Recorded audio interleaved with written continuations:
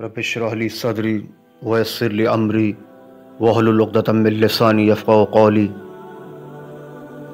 सुब्हानक ला इल्म लना इल्ला मा अल्लमतना इन्नका अंतल अज़ीज़ुल हकीम। बुज़ुर्गान मोहतरम, मेरे अज़ीज़ दोस्तों, आज फ़ारूक़ आज़म का तज़किरा करते हैं कि जब हमारे और आपके आका जनाब मोहम्मद रसूलुल्लाह सल्लल्लाहु अलैहि वसल्लम दुनिया से पर्दा कर गए तो फ़ारूक़ आज़म को इस पर कैसा रंज था।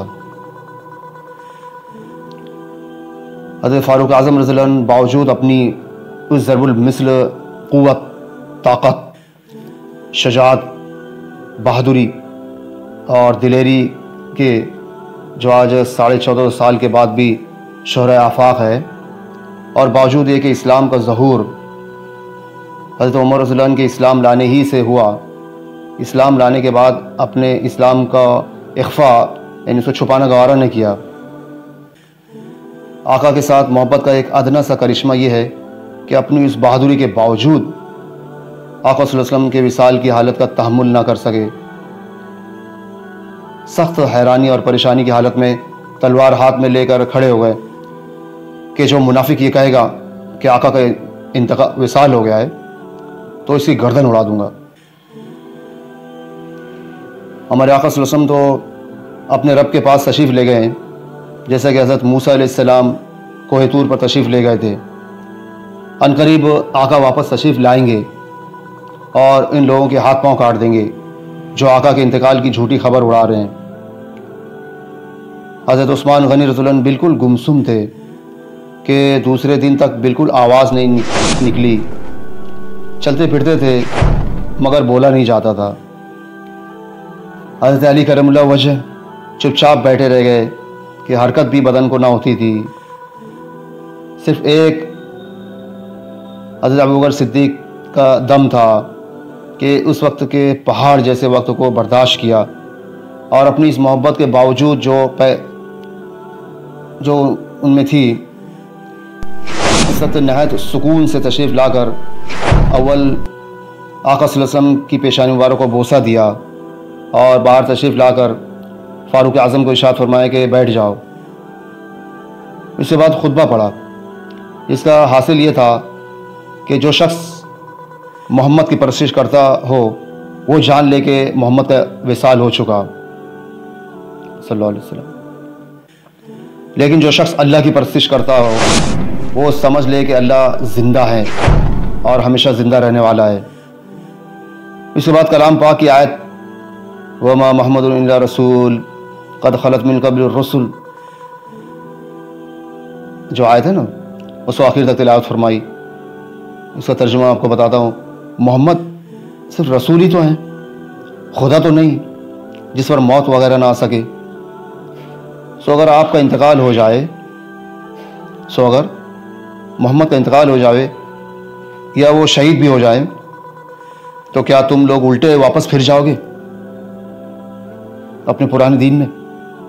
और जो शख्स उल्टा फिरेगा और जो शख्स उल्टा फिर जाएगा तो अल्लाह ताला का कोई नुकसान नहीं करेगा, अपना ही कुछ खोएगा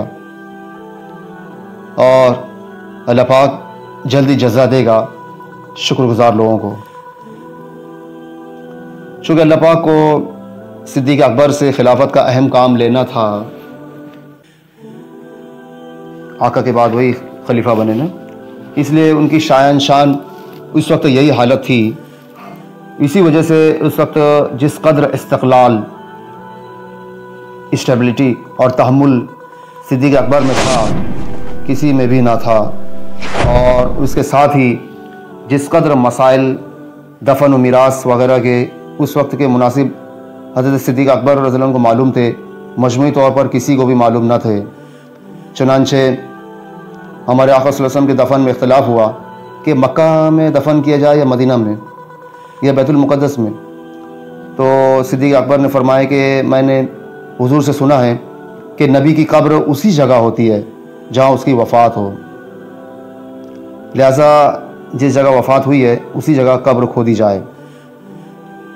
आप रज़ियल्लाहु अन्हु ने फरमाया मैंने आका से सुना कि हम लोगों हम लोगों यानी अंबिया का कोई वारिस नहीं होता।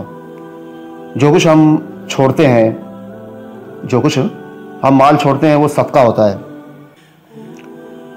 आपने फरमाया, मैंने हुजूर से सुना है, जो शख्स मुसलमानों की हुकूमत का मतवल्ली बने और वो लापरवाही